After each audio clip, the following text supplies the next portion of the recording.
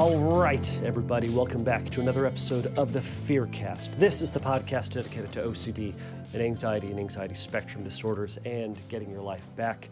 I'm your host, Kevin Foss, and I'm a licensed therapist specializing in OCD and anxiety disorders and all of that stuff. Thank you all for joining me today. For those of you who are new, this is a question and answer based podcast. You can send me a question and about OCD and anxiety and all that stuff and how to support people and how to get treatment and what treatment looks like and how does this obsession work or how do I work with it? You get the idea. Send me a question. Go over to fearcastpodcast.com. You can send me a message over there. You can certainly go over to Instagram. I'm Fearcast Podcast over there, and you can send me a message. Now, over at Instagram and at the website, you can send me an audio question, which gets you to the tippity top of the list for the next recording. So you can click on the speech pipe button on the website, or you can send me an audio question through the DMs at Instagram. Either way, questions get to me, send them over there. Today I'm going to be answering one audio question. I'm going to be answering one messaged question. They are similar in a sense. They both have to deal with relationships. They both have to deal with sexual orientation obsessions, and they're similar in the way that they are presenting, but they're a little bit different. So I wanted to present both of those. So if you have a question that you would like answered for the podcast, go send it over there. This podcast thrives and lives by your questions. So send them on in. They're all great. They're all anonymous as well. You can give me whatever fake name you would like me to use, and I will use that name. I recognize there's a little bit less anonymity when it comes to the audio question, but really the chances of somebody knowing are really slim, but it's the risk you take. So I try to reward that by having you get the idea, having the audio question go faster. So I don't say this very often, but if you like the podcast, go give it a like, go give it a thumbs up, give it 5 stars if you can, if you like it that much. I'm over at YouTube as well. If you like it, go give it a thumbs up, go give it 5 stars, go give it a heart, I don't know, whatever it is over there. And if you don't, that's fine. If you want to tell your friend about it, that would be great. That's the best advertising that we can possibly have. If you like the podcast, tell somebody about it.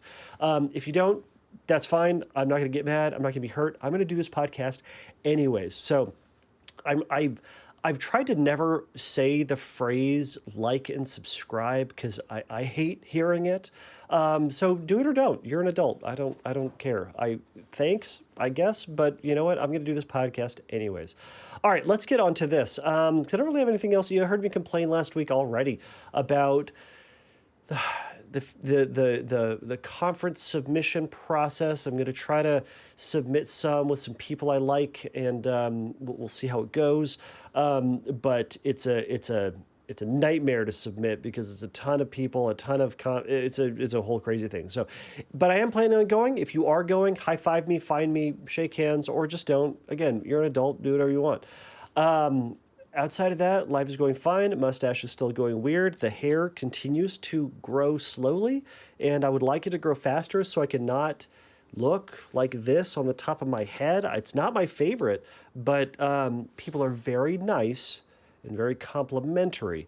I suppose there's a lesson learned in there for folks with social anxiety, that concern that everybody else is looking at them and judging them. Now again, people may be polite. It may be that I am my biggest critic. Now that doesn't sound right. No, surely everybody else is critical towards me more than they ought to be. No, that can't be right. So, likely speaking, I am the more critical person, and I am a vain person like the rest of us. So, join the club. I had this concept that I was talking with a client about. This is prior to getting into this. The idea of like January 1st versus January 31st mindsets. That we kind of have this idea of the old joke is like January 1st is like the worst time to be in a gym because like New Year, New Me. Everybody's going to the gym. Everyone's trying to get in shape. Everyone's trying to get their New Year's resolutions on and all that stuff. And there's like a gung-ho attitude. Let's do it. I'm going to do it. I'm going to buy all the outfits, and we're going to look great, and we're going to go do the exercises. It's going to be awesome. And then the best time to be in the gym is January 31st because nobody's there. Because somewhere between January 1st and January 31st, the momentum has fallen off a cliff. The disappointment in oneself has returned. The potato chip bag has reopened, and we're back to our old self. What happens to us between January 1st and January 31st? Because I think sometimes that happens with folks at the beginning of the year and getting their mental health in order. I expect and I see a lot more phone calls to our private practice, SO-OCD, at the top of the year. We also see it at the beginning of summer break. So it's a time open. Now we can start focusing on that instead of T-ball or whatever you're doing, and a lot of other things, right? But like there's this like attitude, I'm going to do it. And then people start therapy. I'm going to do it. And we're going to be open and we're going to be honest and we're going to challenge our thoughts and we're going to get that recovery. And then after some time, that hesitation shows back up again. What is that for you? So I want everyone to think about that for themselves. When they try to start something new for their own benefit, what happens when they start to pull back and they start to lose their momentum? Is it you start to see is it starting to get difficult? You're no longer riding that wave of excitement and hope, and or you're not seeing the changes as fast as you want them. So you get discouraged and you spend less time in it and you eventually give up. I want people to start to think about that in their journey. And I don't have any real guidance in terms of I want you to look for something specific or this exercise to do, but other than to start to notice when you get discouraged and to think about how does that discourage you and what does it feel like to then like entertain that thought of like redoubling your efforts towards your goal in the face of the difficulty? What does it take for you to do that? How hard is that? Even talk about it with a friend about what that feels like and maybe how they can encourage you, what they can do. But I just want people to start being aware of that voice or that urge or that lack of urge to continue. Right? Because that can be this big momentum killer in treatment. And that happens for mental health treatment. That happens in relationship changes. That happens in diet and exercise. Whatever the thing is that you're trying to do, how do you continue to maintain that momentum as you get on with things and as things start to get boring or monotonous or rote, or they start to just become part of the thing that you're doing and not as something that's exciting or something that you look forward to, but now it becomes a chore, right? Therapy and mental health and recovery and change can slowly become a chore when it's not renewed, when we're not really focusing on it as a goal, when we're not reflecting on the changes that we have made, even in that short window, and continuously reflecting on and striving towards that goal that you're trying to reach out for and trying to strive for. We lose sight of that and just go, man, this is hard. I don't want to do this. I don't want to go to the gym, or I want freaking 27 donuts. And again, I'm still on Whole30, and I want 27 donuts, and then I want 27 more, I think. So that's how that's going. But anyways, that's just a mindset or a concept I was thinking about. I might flesh that out further. We'll talk about it. But that's an exercise we'll let people think about. Okay, let's get into this. So I've two questions. The first is going to be the audio question. It's coming from Spiritual Overthinker. Now, for those people who have listened to the podcast a lot, you will recognize Spiritual Overthinker's question, and she will introduce herself again.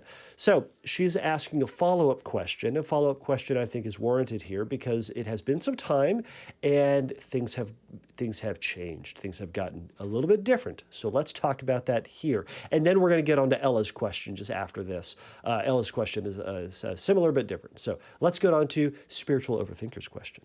Hi, I'm back. I don't know if you remember, I sent in a question maybe over a year ago now. I was Spiritual Overthinker, and it was about this guy that I met and having sexual orientation OCD and relationship OCD and like existential like scrupulosity OCD about like my connection with him and like if we're meant to be and if he's really right for me and all this stuff. And fast forward to now, I'm still in contact with him. I've gone down the twin flame rabbit hole. He also, the twist is that he also agrees we're twin flames, though.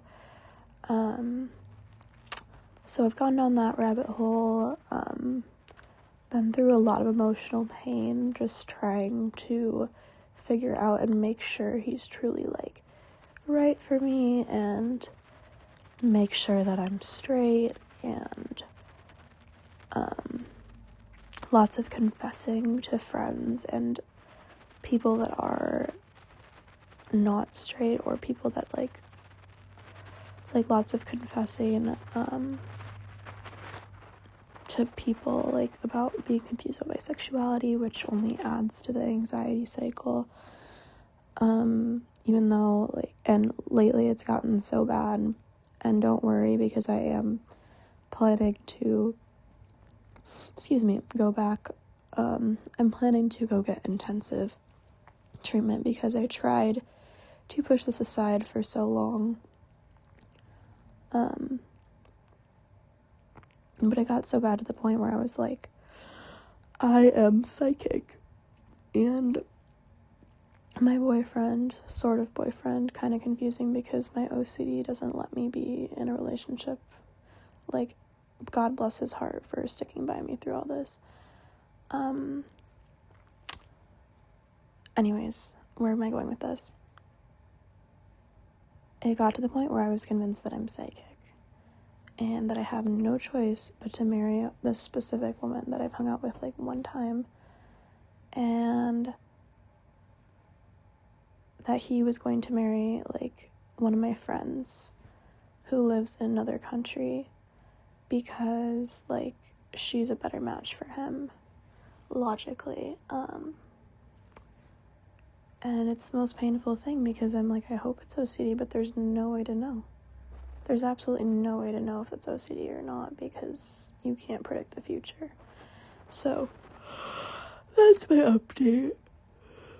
I would love to hear an episode on this, because it's almost like my OCD has evolved into a more vicious version than it was a year ago.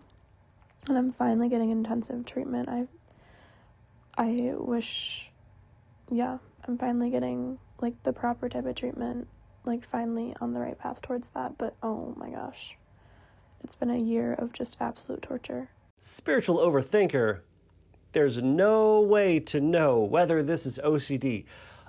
Just no way.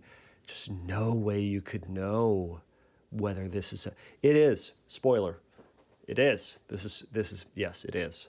It is. This is Kevin from the Fearcast telling you, yes, it is. For a couple of reasons. And we're going to get into a lot of those, but a couple of those. One, I think you already know. You know. Girl, you know this is OCD. And here's how I know. You sent this question to me, the OCD guy. You didn't send it to the Twin Flames people.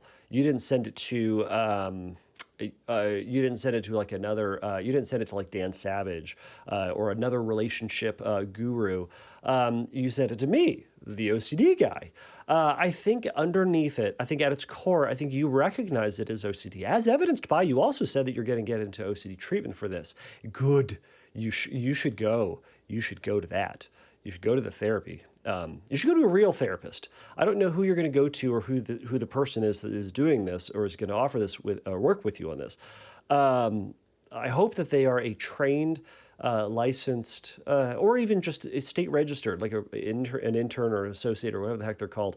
Go see someone who's going to practice CBT, cognitive behavioral therapy, exposure and response prevention. You can go see someone who also offers ICBT or various other approaches that we talk about on this podcast or various other places. But go to see a professional therapist. That's what I would advise.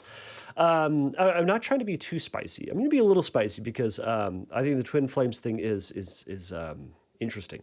We're going to talk a little bit about that. But yes, it is OCD, and I want you to go to therapy. all right, because you said, all right, I like him, and you both agree that you are each other's twin flames. I would say, well, what else do you need to move forward with said relationship? And then I went, oh, yes, that's right. More compulsions. And also that voice that says, well, maybe it's not. Maybe they should be involved with that one person from this other country. And maybe you are not who you think you are. Maybe you should marry this one person who you've met once or spent time with once and aren't really interested in. It doesn't really sound like. And to a person that you're not quite sure if you're quite into them or that type of person. But you are into this dude. And he seems great. And you guys get along. You guys like each other. And you guys think you're twin flames. And then this is where OCD comes in and starts to grab on and say, I know the thing that you trust and believe. Ignore all of that. Do this other thing. Do this rumination thing. Okay, so, all right, so for those of you who don't know, what is twin flames? So first off, go see, my exposure and my experience with twin flames is based on a documentary. There are two documentaries. I think one is called Desperately Seeking Soulmate, and the other is called Escaping Twin Flames. I think that I've seen both. My wife and I went down this like a cult rabbit hole a documentary a while ago, and that was one of them that we watched, and it is very interesting and unique. And so I'm going to read a quick quote for those of you who are new to this. And I'm gonna read it. It's a quote from someone on Reddit, and so the question is, can someone explain the concept of twin flames? And this person answered. So let's go. So it is. So thanks to Love is Alive 777 from 2 years ago, they said it's the theory of meeting your other self, one soul incarnated into two bodies. It's not a soulmate. It's the yin and yang. Some refer to it as the divine feminine and divine masculine. A man can be a divine feminine and a woman can be a divine masculine, or it could be both are incarnated in the same gender. You are always connected at the fifth dimension level, but not necessarily the third dimension level. It's rare that both polarities, or it's rare for both polarities to incarnate at the same time, and normally one will stay in the fifth dimension as a spirit guide. Okay, they go on to say many feel the purpose. Many feel the purpose is for romance or a mission. However, a true twin flame's purpose is to spiritually wake you up. You don't need anyone to start doing mission work, and as a soulmate a soulmate is better for romantic relationships. They say, in my opinion, they say the way the energy moves in connection is not like a normal relationship. For many, not my experience, they start dating for a brief period, and then one ends it, and the other usually goes into ego death. I'm going to share about that. Ego death isn't for the faint of heart, and as hard as it sounds, you only wish it was that easy. All right.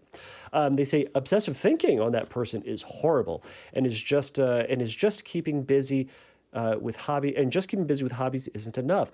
All your mental energy pours out of you to them, which makes them run more. All right, we'll get into that. This is when many go looking for help because they desire to stop the intrusive thoughts. The best way to block them is in the physical and on social media. The blocking isn't and shouldn't be in spite of them, but to pull the energy back to you.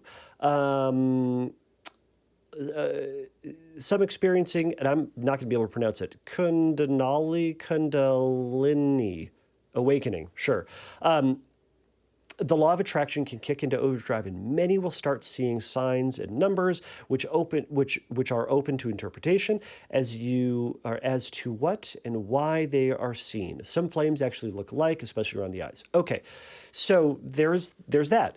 So let's talk about the ego death, because I was like, what is ego death when it comes to spiritual or to twin flames?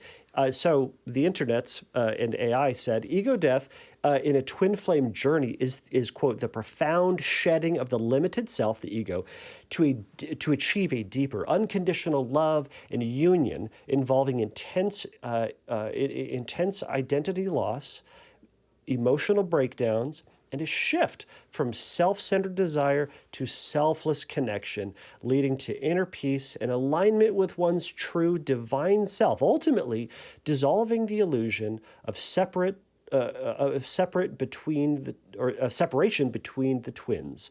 It is a painful but transformative process of letting go of attachments, control, and old identities, crucial for spiritual awakening and true twin flame connection. So, where I come from, we call that breaking up. That's a breakup. Where you long for the other person, you want to be with that person, but the other person no longer wants to be with you, and you go, but I want to be with you, and you have to be really disappointed, and be really angry, and be really sad, and then you have to go shopping for a bunch of stuff, and then you have to go out with your friends and make some decisions that you regret, and then after some time and watching some movies and listening to songs that you shouldn't at hours of the day, you should not be listening to them, you eventually realize that you're better off without them, that you need to love yourself first. You need to join a pottery class and learn how to do that. And then really realize that you are the one person that you should be with forever and that you love yourself before you can finally love somebody else. So that's a breakup. All right. So spiritual overthinker. So I'll say this. As a therapist, I don't need to agree with everybody's worldview in order to try to help them. I know I'm going to be a little sarcastic because I'm a schmuck. But I don't need to agree with everybody's mindset or worldview in order to help them. My job is to be the OCD police. I want to find out, all I ultimately care about is I want to find out where OCD is impacting somebody's life and how I can help them disconnect from OCD to live the life that they want to be living. Now, I have been sassed about this in the past because I've had somebody on who is a Mormon working with Mormon folks and with their scrupulosity. And I shouldn't, because don't you know those Mormons aren't Christian or whatever it might be. Look, I don't care what somebody believes. I want somebody, I care, but I also want someone's life to be free from the shackles of anxiety and OCD, whatever that looks like, so that they can go live a freer life. And then they'd be able to engage that with better clarity and meaning and purpose and joy. And that's what I want to do. Okay, so I'm not going to, I don't need to tell spiritual overthinker to change her beliefs, but what I do want to point out is where OCD is landing in this and to start pulling back from that. So my understanding, spiritual overthinking, the circumstances are, you have a boyfriend or a person of interest. OCD is making you believe that you can't call them your boyfriend, and that maybe you're gay, and that maybe you should marry a random person that you only met once. I think I got it. So I think ultimately, what I'm hearing in this is ultimately the main question is, well, are they the right person for me? And how do I know? Spoiler also, they are not the right person for you.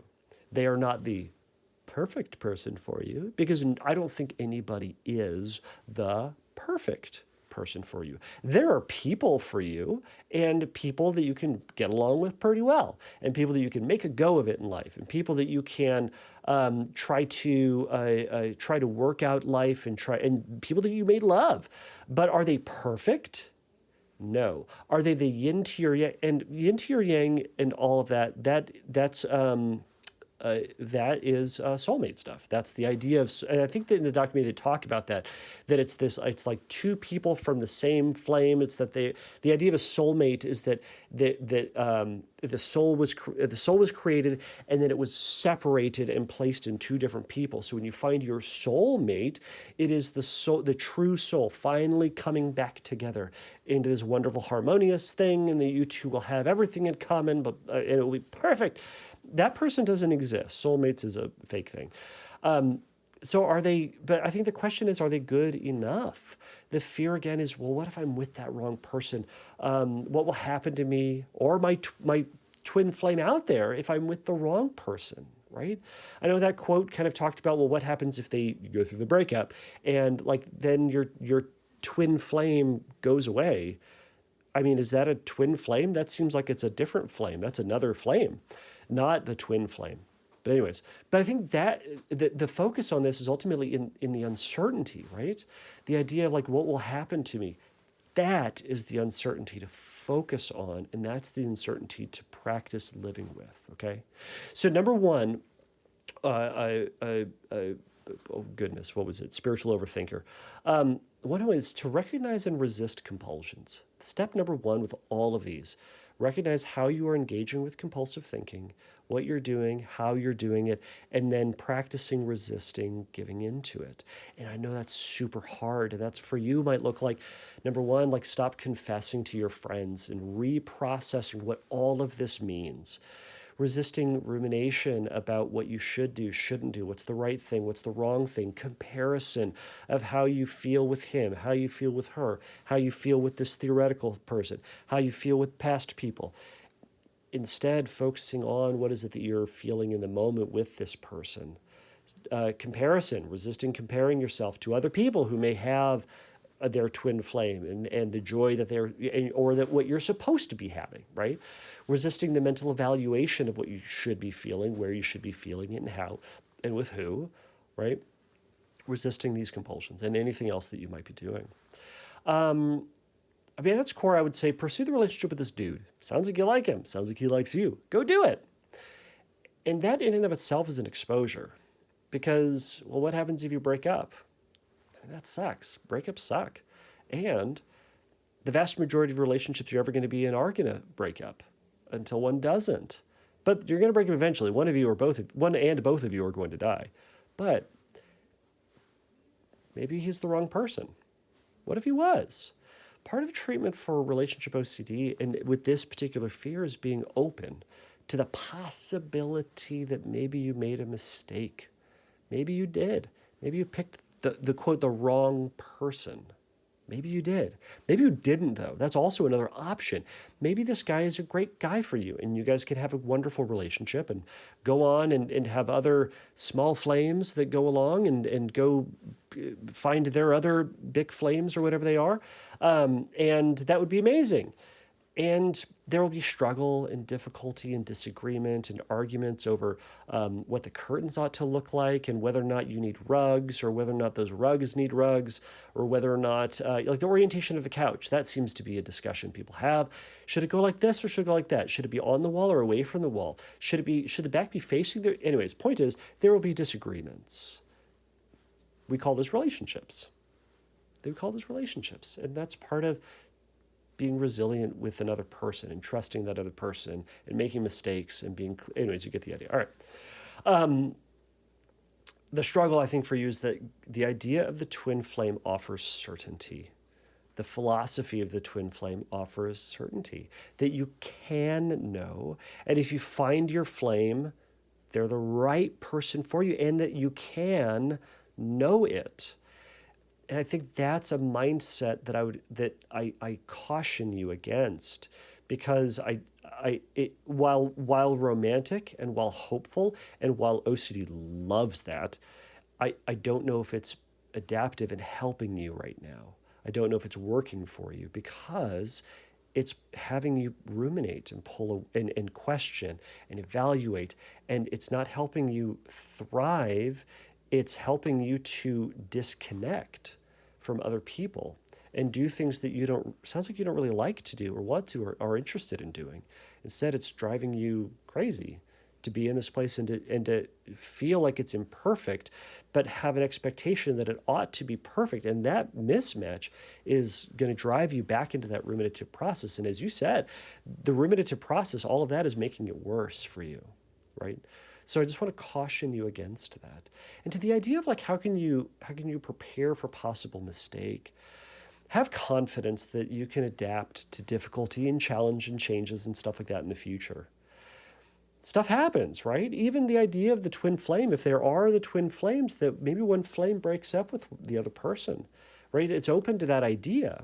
Well, what happens if that does happen? Well, can you be a resilient person that can deal with difficulty and can find a new flame or can find someone who's, I don't know, a different shape of flame, or this one's, you're a candle and the other person is a blowtorch, or you're a bonfire and the other person is one of those like clicky lighters that you use with a fireplace that has the little stick on it like that.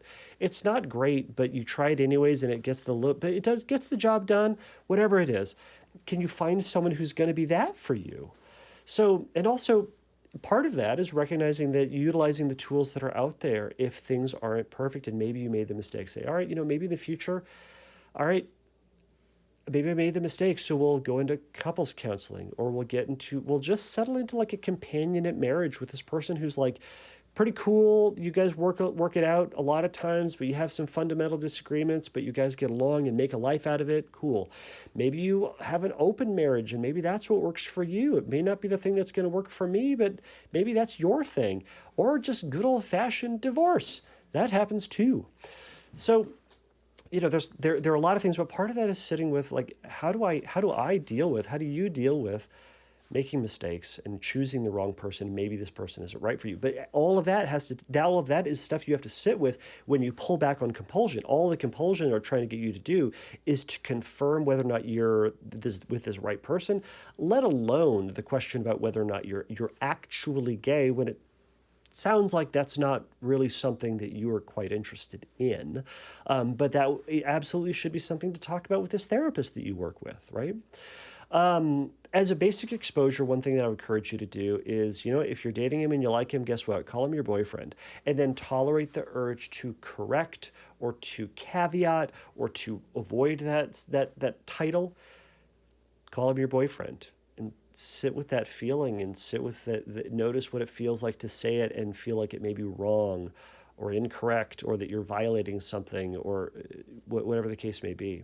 So, in addition to scripting, all those things can be really helpful. So I know I didn't get into any real specific exercises, but I trust that you're going to get into that with your therapist.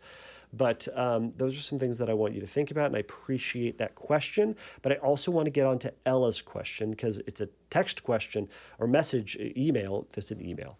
So I have to read it. So let's get on to Ella's question. So Ella says, hi, I have SO-OCD, formerly known, or she didn't say this, it's formerly known as HOCD. Oh my gosh, it's been so long about me using that term, I blanked on it. That was fun. Okay, SO-OCD. I was listening to your podcast number 120, and you said that when you have thoughts that they're doubts about what you think is your true sexuality, you said that the whole point of OCD, I suppose of OCD treatment, is getting through the intrusive thought and realizing that you didn't become that sexuality at that point in time. I'm at the point where I love my boyfriend and I want to be with him, but believe that I have so much evidence from my memories and my past that I'm not straight. The only thing that makes me certain at this point is because I truly love my boyfriend and want to be with him forever. I don't even trust who I was before. I truly feel like I was in denial, but I don't want to date females, and I love my boyfriend, and I also want to be, and I only want to ever be with a guy, but can't help that I think that I'm gay deep down and need to get out of denial. My question is, how do I do therapy when I'm convinced it won't work because I'm in denial? I just want to be happy with my boyfriend. Every time I try ERP, I'm just convinced it won't work because I'm actually in denial and need to be miserable forever. Please help. She goes on to say, she sent me another email. She said, I'm not scared that I'll randomly that I will randomly become I suppose gay, or my sexuality will break. I'm scared that I always have been gay and am in denial. I just want to love my boyfriend. P.S. I love your podcasts. And then you say, oh yeah, sorry, those. They end it with like how can I just trust who I am if I literally can't trust my past? one comment you said, and one statement that you said in there, which I think was a mistake, but I'm sure OCD will love this. It says, "I just don't want to be. I love my boyfriend." Is it? I just don't want to be in love with my boyfriend. I just want to be in love with my boyfriend. I'm not sure, but I'm sure OCD will love that. Okay. A lot of reading. Thank you for sticking with me, everybody. Okay. So, Ella, it sounds like the main question is, how do I do therapy if I already don't believe ERP will work? All right. But I'd say also will OCD work for what? It won't work to help. So you think that ERP for sexual orientation OCD is supposed to affirm your heterosexuality, but if you already believe that you're gay and then in denial, then ERP cannot affirm a sexuality that isn't true. I hope I'm understanding that correctly. Maybe I'm wrong. I'm not the smartest man, and I accept that.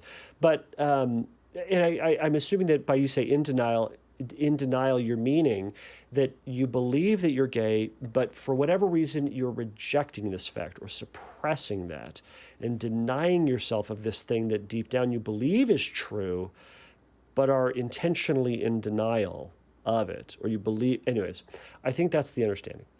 All right. The first thing I want to do is address one point. As you said, it sounds like you were saying you thought I had said, and it's very possible I did say this. One of the things that I've discovered is that my philosophy and approach and mindset with therapy evolves over time. And I've done a lot of episodes. I've done this for like 7 years now. So my mindset probably has changed in some things. And I have some subtle changes to the approach or the way that I conceptualize treatment. And I think that's good. It's hard sometimes when people, maybe yourself, go back and listen to an old episode and maybe there's something that sounds funky. But I love that you're asking a question because it sounded funky and you want clarification. So what I would say is that the treatment for sexual orientation OCD isn't to confirm your sexuality of desire. The treatment for sexual orientation OCD is to tolerate and accept, to accept and tolerate, and I guess supposed to use old language, to habituate to anxiety related to thoughts about your sexual orientation. Period. It's not to confirm asexuality. It's not to deny another one, but instead is to say this concept makes me scared or uncomfortable or worried or anxious. Well, the goal would be to help you feel less of that, or to help you increase your willingness to feel the anxiety that is there. Let's think about, heights, right? The goal of heights, like a heights phobia treatment, isn't to make them love heights or to agree that heights is dangerous, but is to say, how do I become more functional in a situation where I am high up to a certain degree? Or to agree that there is a certain height in which they ought to be afraid or a height in which they ought not to be afraid, right? Some people are afraid if they're, on top of their car and they get a little weirded out. Some people are only made afraid of heights when they are like 30 stories up. Some people love being 30 stories up, but in other circumstances, their heights may be activated, right?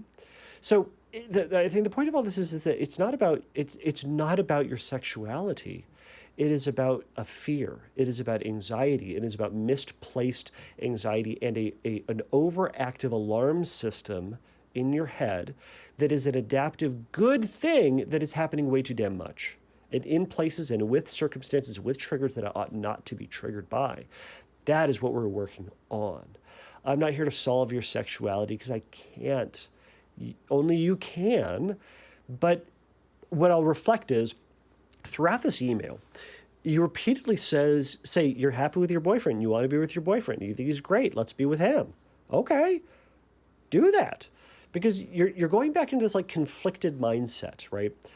Like you have this desire toward, you want to be with him, but then this worry of maybe you're running against something that you hate, so it looks like you're running towards something, but it looks like you're actually running away from something, right? It's this push and pull and this back and forth, and you're trying to rectify those two, and that is putting you into this big old loop, right? So in therapy, I hope you're in therapy. Please go to therapy, talk to someone about this. You didn't mention this. Like, I'd be curious, like, what evidence do you cite, right? What is the evidence your brain is giving you that says this is something you ought to be worried about, and because of these incidences, it must mean that you are gay, right? Not straight with these events, not bisexual, not fluid, not pan, not whatever other letter in the LGBTQ alphabet. It's you're gay. You're only the L part of that, right? So, I mean, some things that I would encourage you to process would be things like arousal non-concordance, and that's that reality of having, you know, the accelerators towards arousal and the brakes towards arousal or from arousal. That there are some things where we can that lead us towards arousal, but in that same situation have some aspects that are pulling us away, right? You know, for women, the classic is, you know, throughout the day there can be various states of arousal and wetness, right? For men, it's various states of arousal and of erection, right? That they may physically be aroused, but they may not emotionally be aroused, right? And then it can happen the other way and have a lot of different ways. And for women, there is going to be more non-concordance than there will be with men. Similarly, there's a greater sexual fluidity in women than there is in men. That I guess you get the idea. So some of that may be something to talk about, as that is lending itself towards evidence that this is a thing that is real and deserves your attention, right? This would be like really within this cognitive restructuring piece, or with the ICBT, like it's really heavily ICBT and looking at like what's the evidence your brain is giving you that says this rumination is justified, and get back into it. I'm also hearing the struggle accepting potential fluidity and the OCD need for the binary. I'm either straight or I'm gay. It cannot be a mix of both. It cannot be right in the middle. It has to be one or the other. And that may not be the case for you, and that may not be the case for a lot of people. And OCD loves a binary, right? So we don't always fit and don't all the time fit into the two buckets or one of the two. Sometimes we're in the middle of them, or sometimes we're just outside of one, or sometimes we want to be over here. Most of the time we're over here, but we're like, in this instance, we're kind of over here. It's this mix, but that'll be some stuff to process. All right. Furthermore, I don't know if you're gay, nor do I need to know if you're gay in order to do ERP with you for the obsessions about your sexuality, right? It's kind of that idea of we're not trying, I don't want to argue with the content of your obsession. I don't want to try to disprove or discount or tell you you're wrong. I want to help you to tolerate and accept the content in order to deal with the feelings, right? That there's an uncertainty that you have. There's a question, and there's this feeling that you get wherever it is in your body that makes you feel uncomfortable, that you feel it's important and necessary to engage with compulsive maladaptive coping skills to deal with that anxious feeling that you get. What if that anxious feeling was a false alarm and that there wasn't anything to fix? Then you'd just be spinning your wheels and not getting anywhere, and ultimately detracting from your relationship with your boyfriend, okay? So the point of treatment isn't to argue the content. And boy, I'll tell you, it is tempting to get into the content of it and to see how things stack up and to weigh the pros and cons and to say, well, I did this thing. Does this make me like 5% gay or 10% gay? I mean, I'm really into show tunes, and, you know, I kind of like wearing plaid and I drive a Subaru. Like, what does that say about me? All of that is useless. It's saying, I have a thought that makes me feel uncomfortable. How do I sit with this thought? And I think what I ultimately had said in the podcast is, if you can get to that place where you can tolerate these thoughts without fighting them, without hiding from them, without trying to engage with them, then you can pursue the life that you want. It doesn't mean it's the right one, because what's the right one? Finding the right one is just another way of saying I want to sit in a binary. It's saying this is what I'm going to do because it's what feels right. Now I have all these other thoughts that raise questions, and okay, maybe they have merit, maybe they're the right ones deep down, but I'm going to pursue this life that I want, and maybe be wrong, maybe. And just like the previous question, we're sitting with the uncertainty, and maybe we don't have to know in order to go live your life. And that's scary, right? So, and again, I want you to start identifying and resisting compulsions, right? Resist ruminating about the past, comparing your feelings, thinking about how you felt about that back then, or how gay that situation made you, or whatever it might be. And instead just going, yeah, those were parts of my life, but I want to be with my boyfriend, and I'm going to acknowledge this thought. Again, and this is such a side point, there's contradictory information, right? You're using memories from your past as evidence that you're gay, but then you say, I can't trust my past. You're ping-ponging back and forth between them, kind of relying on your past, but discounting your present experiences. And then the sense that you need to resolve these two in order to move on with your life. I would say resist that urge to do that. Okay, some exercises and maybe goals for therapy. Ultimately, pursue your life as you want to and engage less with the compulsions and OCD. It doesn't mean it's the right life that you're going to be pursuing. It means that you're going to be pursuing the best life that you can, and maybe being open that you're wrong. But if you discover that you are, well, then you can make a choice. Then you can make a change later on in life. That's what's so cool about life. We can make changes, but we don't need to wrap ourselves up right now with everything. Okay? So I want you to think about, what does it feel like to experience that internal conflict then without engaging with the solution, right? You can also practice engaging or acknowledging what you do know and acknowledging what is it that you don't know, right? So you say you love your boyfriend. Maybe you say you like your boyfriend. Maybe you said you love your boyfriend. I don't know. But you like him, you want to be with him. But you don't know whether or not you're actually gay. But you do know that you like your boyfriend, right? Do you have to know? Do you have to know what you... what did I write here? Do you have to know what you don't know or what you can't know, right? Like, do you have to know everything? And what is it? What if it's something that you can't know? Would it still be worth it to continue to ruminate about it if it's something that you simply cannot know firmly, positively, concretely, right? You say you're like your boyfriend, great, go pursue your boyfriend, right?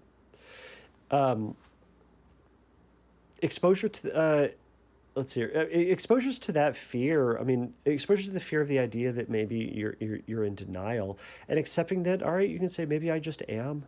Maybe I am in denial, but I'm going to continue to be with my boyfriend, and notice those feelings, notice that the anxiety that's there, but I'm going to resist relitigating it. I'm going to say, maybe I'll discover the truth one day, and maybe I won't, but that's future me's problem. I'll deal with that then.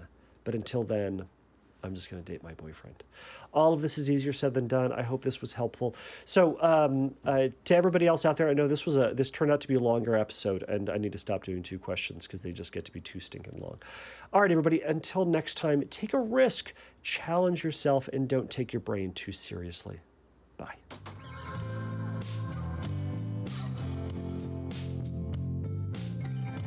Thank you for listening to the Fearcast. If you would like your question answered on a future episode, please click on the Submit a Question link at fearcastpodcast.com. If you would like your question answered sooner, please send me a recording of your question to questions@fearcastpodcast.com, or by sending me an audio message through Instagram by DMing me at fearcastpodcast on Instagram. If you like the Fearcast, please write a review on your podcast platform of choice. Please remember that the Fearcast is not a substitute for psychotherapy. If you need a little bit of help in your recovery, please go over to fearcastpodcast.com and click on the Find Help link, and there's going to be some information for you there. So until next time, take a risk, challenge yourself, and don't take your brain too seriously. Bye.